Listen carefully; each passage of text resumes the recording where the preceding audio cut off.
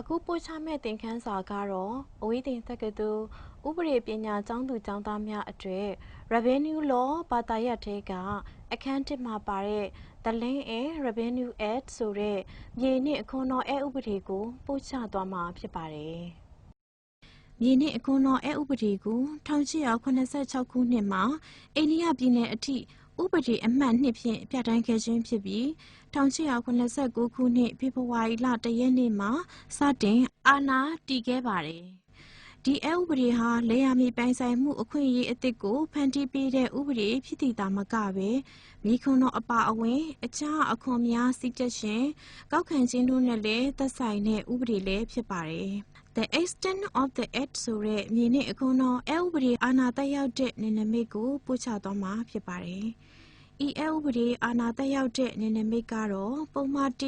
ပုံမှန်ခွဲငယ်1အရာအောက်မြန်မာပြည်တစ်ခုလုံးနဲ့အထက်ဗမာပြည်တရက်ခရိုင်အထိအာဏာသက်ရောက်တယ်လို့ပြဋ္ဌာန်းထားပါတယ်။ဆက်လက်ပြီး interpretation clause ဆိုတဲ့ဥပဒေပါစကားဤအဓိပ္ပာယ်ဖော်ပြချက်များကိုပို့ချပါမယ်။ Section 3A of this Act define the term possession means that the person shall be deemed to be in possession is the real owner. ဆိုလိုတာကလက်ဝယ်ရှိသူဆိုတာဟာအမှန်တကယ်ပိုင်ဆိုင်သူဖြစ်တယ်လို့ပုံမှန်3ပုံမှန်ခွဲကကြီးမှာလက်ဝယ်ရှိသူရဲ့အဓိပ္ပာယ်ကိုဖွင့်ဆိုထားပါတယ်။ Under the subsection B or section 3 of this Act define text the revenue officer means any person whom the President of the Union may appoint by name or as holding in officer to do 1. Anything required by this Act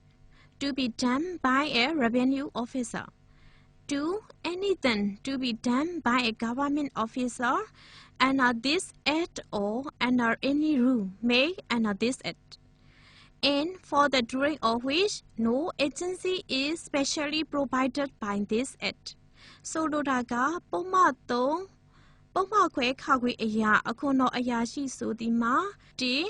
ဤအဥပဒေအရာအခွန်တော်အရာရှိအနေဖြင့်ဆောင်ရွက်ရမယ့်မည်သည့်ကိစ္စကိုမဆိုဆောင်ရွက်စေနိုင်ရန်2ဤအဥပဒေအရာဒါမှမဟုတ်ဤအဥပဒေအရာပြုလုပ်ထားတဲ့ဤဥပဒေတစ်စုံတစ်ရာနဲ့ဤအဥပဒေမှာတိကျဖော်ပြထားတဲ့ကိုယ်စားလှယ်မရှိတဲ့အခါတို့မှာမည်သည့်ကိစ္စကိုမဆိုဆောင်ရွက်စေနိုင်ရန်နိုင်ငံတော်သမ္မတကအမည်အားဖြင့်ဖြစ်စေရာထူးအားဖြင့်ဖြစ်စေခန့်ထားခြင်းခံရတဲ့မည်သည့်ပုဂ္ဂိုလ်ကိုမဆိုဆိုလိုပါတယ်။ဆက်လက်ပြီး guys or lien excluded from the operation of part 2 of this act ဆိုတဲ့မြေနှင့်အခွန်တော်အဥပဒေအပိုင်း2နဲ့အကျုံးမဝင်တဲ့မြေအမျိုးအစားကိုပို့ချပါမယ်။အဥပဒေရဲ့ပုံမှန်လေးမှာတစုံတဦးအနေဖြင့်လက်ကင်ထားနိုင်တဲ့အခွင့်အရေးပိုင်ဆိုင်မှုကိုမရရှိနိုင်တဲ့မြေအမျိုးအစားကိုသတ်မှတ်ပြဋ္ဌာန်းထားပါတယ်။အဲ့ဒါတွေကတော့လက်ရှိတည်ဆဲဥပဒေအရတည်တံ့တစ်တောမြေအဖြစ်သတ်မှတ်ထားတဲ့တစ်တောတစုံတရာအတွင်းအကျုံးဝင်တဲ့မြေအင်းအိုင်ဥပဒေအရတိုင်းတာသတ်မှတ်ထားတဲ့အင်းအိုင်တစုံတရာအတွက်သတ်မှတ်ထားတဲ့မြေအများပြည်သူသွားရလမ်းတူးမြောင်းရေနှုတ်မြောင်းဒါမှမဟုတ်တာယိုးနဲ့သက်ဆိုင်တဲ့မြေတစုံတရာရဲ့နယ်နိမိတ်အတွင်းအကျုံးဝင်တဲ့မြေမြို့ဒါမှမဟုတ်ကျေးရွာတစ်ခုခုရဲ့လူနေအိမ်ယာအဖြစ်ခွဲဝေသတ်မှတ်ထားတဲ့မြေတပ်မြေတစုံတရာအတွင်းအကျုံးဝင်တဲ့မြေမြို့ပြဆိုင်ရာအုပ်ချုပ်ရေးဌာနတစုံတရာအတွင်းအကျုံးဝင်တဲ့မြေနဲ့1889ခုနှစ်ဖေဖော်ဝါရီလ1ရက်နေ့မှာဘုံကြီးကျောင်းဖျားဒါမှမဟုတ်အခြားဘာသာရေးနဲ့သက်ဆိုင်တဲ့အဆောက်အဦဒါမှမဟုတ်စာသင်ကျောင်းတစုံတရာပိုင်ဆိုင်တဲ့မြေနဲ့ဘုံကြီးကျောင်းဖျားအဆောက်အဦဒါမှမဟုတ်ကျောင်းအတွက်ဆက်လက်အသုံးပြုတဲ့မြေတို့ပါဝင်ပါတယ်။ဆက်လက်ပြီး Stater or Landholder Held အကွာရောင်းဆိုတဲ့မြေလက်ဝယ်ထားရှိသူရဲ့အဆင့်အတန်းကိုရရှိနိုင်တဲ့နည်းလမ်းများအကြောင်းကိုပို့ချပါမယ်။ Stater or Landholder is signified by the provision of Section 7 of this Act. It provides that,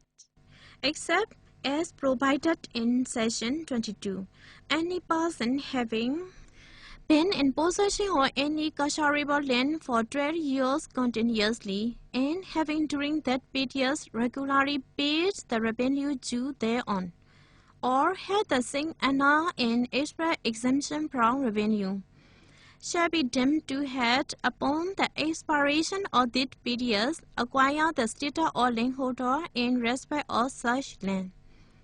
ဆိုလိုတာကဤဥပဒေပုံမှန်ခုနှစ်မှာမြေလက်ဝယ်ထားရှိသူရဲ့အစဉ်တန်းကိုရရှိနိုင်တဲ့နည်းလမ်းများကိုကျေပြန့်စွာပြဋ္ဌာန်းထားပါတယ်။ပုံမှန်22ပါပြဋ္ဌာန်းချက်မှတပါမိသူမဆိုထွင်ရဲ့စိုက်ပျိုးနိုင်တဲ့မြေတစုံတရာကို12နှစ်ထိတစ်ဆက်တည်းလက်ဝယ်ရှိပြီးတော့ရင်းကာလအတွင်းမှာကြက်တဲ့အခွန်တော်ကိုမှန်ကန်စွာပေးဆောင်နေခဲ့ပါလင်ဒါမှမဟုတ်အတိလင်းအခွန်တော်ကိန်းလို့ခွင့်ရရှိပြီးရင်းကဲ့သို့လက်ဝယ်ရှိနေခဲ့ပါလင်ထိုအချိန်ကာလကုံဆုံးသည့်နေ့မှထိုမြေနဲ့ပတ်သက်ပြီးတော့ထိုသူသည်မြေလက်ဝယ်ထားရှိသူရဲ့အစဉ်အတန်းကိုရရှိတယ်လို့မှတ်ယူရမှာဖြစ်ပါတယ်လို့ပြဋ္ဌာန်းထားပါတယ်ဆက်လက်ပြီး landholders right ဆိုတဲ့မြေလက်ဝယ်ထားရှိသူရဲ့အခွင့်အရေးကိုပို့ချပါမယ် Landholders rights are defined under section 8 of this act. This section points out that a landholder shall have a permanent heritable and transferable rights or use in occupancy in his name, subject only a to the payment of such revenue, tax, and rates as may from time to time be imposed in respect of such land and any law for the time being enforced. B. To the reservations in favor of government of all mines and mineral products, and of all bar treasure with all the powers conferred by Section 38A. ဆိုလိုတာကမြေလက်ဝယ်ထားရှိသူဟာပုံမှန်ရှိအရာအောက်ဖော်ပြပါအချက်နှစ်ချက်ကိုအထောက်ထားပြုပြီးတော့မိမိရဲ့မြေကိုအသုံးပြုခွင့်နဲ့ဝင်ရောက်နေထိုင်လုပ်ကိုင်ခွင့်အခွင့်အရေးတွေနဲ့ပတ်သက်ပြီးတော့အမြဲတစေလွဲပြောင်းပေးနိုင်တဲ့အခွင့်အရေးနဲ့အမြဲတစေအမွေဆက်ခံနိုင်ခွင့်အခွင့်အရေးတို့ကိုလည်းရရှိမှာဖြစ်ပါတယ်။ဒီဆက်ဥပဒေတစုံတရာအရာအထူးမြေနဲ့ပတ်သက်ပြီးအခါအားလျော်စွာစီးကျက်တဲ့အခွန်အကောက်နဲ့နှုံးများကိုပေးဆောင်ရမှာဖြစ်ပါတယ်။အစိုးရနဲ့သက်ဆိုင်တဲ့ဓာတ်သတ္တုတွင်းများအားလုံးနဲ့ဓာတ်သတ္တုပစ္စည်းများပုံမှန်38ကကြီးမှာအနှင်းထားတဲ့အခွင့်အာဏာများနဲ့သက်ဆိုင်တဲ့မြေအောက်ရှိဗန္ဓာပစ္စည်းများအားလုံးကိုတော့ရယူနိုင်ခွင့်မရှိပါဘူး။ဆက်လက်ပြီး land liable to land revenue assessment ဆိုတဲ့မြေခွန်တော်စည်းကြပ်ထိုက်တဲ့မြေအမျိုးအစားများကိုပို့ချပါမယ်။ Under Section 23 of this Act, there are the guides of liable to land revenue assessment as follows. All casuarable lands, which was casuarable on the 1st February 1879, but which subsequently begins uncasuarable in consequence of the erection or building or otherwise by the act of men. All land assessed to land revenue on the 1st February 1879. ဒီဥပဒေပုံမှန်23မှာမြေခွန်တော်စီချက်ထိုက်တဲ့မြေအမျိုးအစားတို့ကိုသတ်မှတ်ပြဋ္ဌာန်းထားပါတယ်။အောက်ဖော်ပြပါမြေအမျိုးအစားများဟာဤဥပဒေရဲ့ရှင်းနောက်တို့တွင်ဖော်ပြထားတဲ့နည်းလမ်းများနှင့်အညီမြေခွန်တော်စီချက်ထိုက်တဲ့မြေအမျိုးအစားများဖြစ်ကြပါတယ်။ကကြီးထွန်ရက်စိုက်ပျိုးနိုင်တဲ့မြေများအားလုံးခောက်ကွေ1889ခုနှစ်ဖေဖော်ဝါရီလ1ရက်နေ့မှာထွန်ရက်စိုက်ပျိုးနိုင်တဲ့မြေဖြစ်ခဲ့ပေမဲ့နောက်ပိုင်းမှာထိုမြေပေါ်မှာအဆောက်အဦများဆောက်ရှင်ဒါမှမဟုတ်လူတို့ရဲ့ပြုလုပ်မှုတစုံတရာကြောင့်ထွန်ရက်စိုက်ပျိုးခြင်းမပြုလုပ်နိုင်တော့တဲ့မြေများအားလုံးနဲ့ငယ်1889ခုနှစ်ဖေဖော်ဝါရီလ1ရက်နေ့မှာမြေခွန်တော်စီးချက်ထိုက်တဲ့မြေအားလုံးပါဝင်ပါတယ်။ Mood or assessment ဆိုတဲ့မြေခွန်တော်စီးချက်တဲ့နည်းလမ်းကိုပို့ချပါမယ်။ And now Section 24 of this Act, the land revenue payable and now Section 23. In any area shall be assessed at such rates in such manner in for such periods as the President of the Union may by notification direct. ဒီဥပဒေပုံမှန်24မှာမြေခွန်တော်စီးချက်တဲ့နည်းလမ်းကိုပြဋ္ဌာန်းထားပါတယ် ဤပြဋ္ဌာန်းချက်အရမည်သည့်ဒေသ၌မဆိုပုံမှန်23အရမြေခွန်တော်ပေးဆောင်ရမည့်အမည်များနှင့်ပတ်သက်ပြီးတော့နိုင်ငံတော်သမ္မတကအမိန့်ကြော်ညာစာဖြင့်ညွှန်ကြားထားတဲ့နှုန်းများညွှန်ကြားထားတဲ့နည်းလမ်းနှင့်ညွှန်ကြားထားတဲ့အချိန်ကာလအတွင်းမှာမြေခွန်တော်ကိုစီးချက်ခြင်းခံရမှာဖြစ်ပါတယ်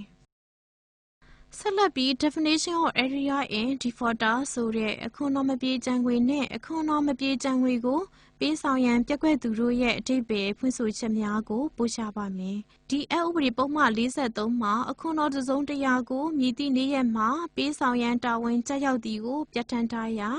ဤအဥပဒေအရထမ်းဆောင်ရမှာဖြစ်တဲ့အခွန်အကောက်နှုံးအခညှိနှိုင်းခွန်ရော်ကြီးဒါမှမဟုတ်တန်ဖိုးတစ်စုံတစ်ရာကိုမြည်သည့်နေ့ရက်မြည်သည့်နေရာမြည်သည့်ပုဂ္ဂိုလ်ထံတွင်ပေးဆောင်ရမည်ဟု၍နိုင်ငံတော်သမ္မတကအခါအားလျော်စွာနည်းဥပဒေဖြင့်ထုတ်ပြန်ကြေညာနိုင်တယ်လို့ပြဋ္ဌာန်းထားပါတယ်ပုံမှန်44မှာတော့အခွန်တော်မပြေကြံငွေနှင့်အခွန်တော်မပြေကြံငွေကိုပြီးဆောင်ရန်ပြက်ကွက်သူတို့ကိုအောက်ပါအတိုင်းပြဋ္ဌာန်းထားပါတယ်။အခွန်တော်တရက်ရက်ထမ်းဆောင်ရန်ကျရောက်တဲ့အခါ၌နည်းဥပဒေအရအခါအားလျော်စွာနိုင်ငံတော်သမ္မတကသတ်မှတ်ထားတဲ့နည်းလမ်းနဲ့အညီထိုအခွန်ကိုပေးဆောင်ရန်တာဝန်ကျရောက်တဲ့ပုဂ္ဂိုလ်တစ်စုံတစ်ဦးအပေါ်မှာအခွန်တော်ငွေကိုပေးဆောင်ရန် notice စာကိုရှာအပ်အတည်ပြုရမည်ဒါမှမဟုတ်ကြေညာရမည်ထိုကဲ့သို့ notice စာကိုရှာအတည်ပြုပြီးနောက်ဒါမှမဟုတ်ကြေညာပြီးနောက်ရက်ပေါင်း30ကုန်ဆုံးပြီးသည့်အခါအထိထိုငွေကိုထမ်းဆောင်ခြင်းမပြုသေးလျင်ရင်းငွေကိုအခွန်မပြေကြံငွေဟုမှတ်ယူရပါမည်ဒါအပြင်ထိုငွေကိုပေးဆောင်ရန်တာဝန်ရှိသူတိုင်းအားအခွန်တော်မပြေကြံငွေကိုပေးဆောင်ရန်ပြက်ကွက်သူအဖြစ်မှတ်ယူရမှာဖြစ်တယ်လို့ပြဋ္ဌာန်းထားပါတယ်ဆက်လက်ပြီး proceeding against defaulter for recovery or area ဆိုတဲ့အခွန်တော်မပြေကြံငွေကိုအရကောက်ခံရန်အတွက်အခွန်တော်မပြေကြံငွေပေးဆောင်ရန်ပြက်ကွက်သူအပေါ်အမှုဆွဲဆိုခြင်းအကြောင်းကိုပို့ချပါမယ်အခွန်တော်မပြေကြံငွေကိုအရကောက်ခံရန်အတွက်အခွန်တော်မပြေကြံငွေပေးဆောင်ရန်ပြက်ကွက်သူအပေါ်အမှုဆွဲဆိုတဲ့နီလန်းကိုဤအဥပဒေပုံမှန်45မှာအောက်ပါအတိုင်းပြဋ္ဌာန်းထားပါတယ်There are the essentials of the proceeding for the recovery of areas under Section 45 of this Act. 1. An area may be realized as if it were the amount of a degree for many parts against the defaulter in favor of any revenue officer, whom the precedents of the Union may from time to time apply, and this be held by name or as holding in the office. နီလန်းများနှင့်အညီအခွန်တော်ကိုတောင်းခံရန်အတွက်အခွင့်အာဏာရှိတဲ့အခွန်တော်အရာရှိဟာအခွန်တော်ကိုတောင်းခံခဲ့ပြီးနောက်ယင်းခွန်တော်ကိုထမ်းဆောင်ရန်ပြက်ကွက်ခဲ့လျင်ပြက်ကွက်သူအပေါ်ဒီဂရီကျပြီးငွေဖြစ်ပြီးတကယ်သို့ရရှိအောင်ဆက်လက်ဆောင်ရွက်နိုင်ခြင်း 2. With abuse to the realizations of such area may be instituted by such officer before any other revenue officer whom the precedents of the Union may from time to time apply by the name or as holding any office. 2. ထိုကဲ့သို့ရရှိအောင်ဆောင်ရွက်ရမှာအခြားအခွန်တော်အရာရှိတဦးထံ၌ဒီဂရီကျပြီးငွေကိုရရှိအောင်ဆောင်ရွက်ပေးရန်အမှုဆွဲဆိုရမည်ဖြစ်ရှင် 3. Such other officer may exercise all the powers conferred on. သောဇာယီပြုလုပ်ရမယ့်အခွန်တော်အရာရှိဟာတရားမှကျင့်ထုံးကိုဓာဥပဒေအရဒီဂရီကိုဇာယီပြုလုပ်တဲ့အခါမှာတရားရုံးအားအနှင်းထားတဲ့အခွင့်အာဏာများအလုံးကိုကျင့်သုံးနိုင်ခြင်း 4. Such other officer shall conform to all rules of procedure prescribed for a court executing a decree by the Code of Civil Procedure. 4. လုံထုံးလုံနည်းနဲ့ ပတ်သက်ပြီးလိုက်နာဆောင်ရွက်ရမည့်ကိစ္စတွေမှာအခွန်တော်အရာရှိဟာဒီဂရီကိုဇာယီပြုလုပ်သောဒါမှမဟုတ်ဒီဂရီကိုဒီဂရီအတိုင်းအကောင့်အထည်ဖော်ဆောင်ရွက်ပြီးသောတရားရုံးကလိုက်နာကျင့်သုံးရမည့်တရားမကျင့်ထုံးကိုယ်တာဥပဒေကပြဋ္ဌာန်းထားတဲ့လုပ်ထုံးလုပ်နည်းများနှင့်အညီဆောင်ရွက်ကြားနာစစ်ဆေးရမည်ဖြစ်ရှင် 5. Except when execution is applied for against a defaulter who has absconded or who reasonably believed to be about their abscond. The officer upon whom proceedings are instituted. Another session chair. Before issuing any process or executions against a defaulter, cause a notice to be served or him in the manner prescribed for the service of some defendants in civil suit. ထိုကဲ့သို့လုပ်ထုံးလုပ်နည်းအတိုင်းလိုက်နာဆောင်ရွက်တဲ့အခါခြားနာချက်ရှိသည်ကတော့အခွန်တော်အရာရှိဟာပြက်ကွက်သူအပေါ်မှာဇာယီပြုလုပ်ဆောင်ရွက်ရှင်ဝရန်အစရှိတဲ့အမိန့်များထုတ်ရှင်းမပြုမီပြက်ကွက်သူအပေါ်မှာဦးစွာ notice စာချက်အပ်ရမည်ဖြစ်ရှင် 6. Requiring him either to pay the amount of the area or to appear on a day fixed in the notice and show cause why such amount shall not be realized from him. notice စာထဲမှာအခွန်တော်မပြေချံငွေကိုပေးဆောင်ရန်ပြက်ကွက်သူအားအခွန်တော်မပြေချံငွေကိုပေးဆောင်ရန်ဒါမှမဟုတ် notice စာမှာသတ်မှတ်ထားတဲ့နေ့စွဲအခွန်တော်အရာရှိရှေ့သို့လာရောက်ရန်ဒါမှမဟုတ်အဘက်ကြောင့်ထိုငွေကို၎င်းထံမှရယူခြင်းမပြုထိုက်ကြောင်းအကြောင်းပြချက်များကိုလည်း notice စာမှာဖော်ပြတောင်းဆိုရမှာဖြစ်ပါတယ် 7. If the day so fixed such amount has not been paid in the defaulter does not appear or appearing fail to show cause a foresight. The said officer may order the process to issue forward. ခုနှစ်ဒါပေမဲ့အခွန်တော်မပြေချံငွေပေးဆောင်ရန်ပြက်ကွက်သူဟာထွက်ပြေးတင်းချောင်နေလျင်ဒါမှမဟုတ်ထွက်ပြေးတင်းချောင်တော့မည်ဟု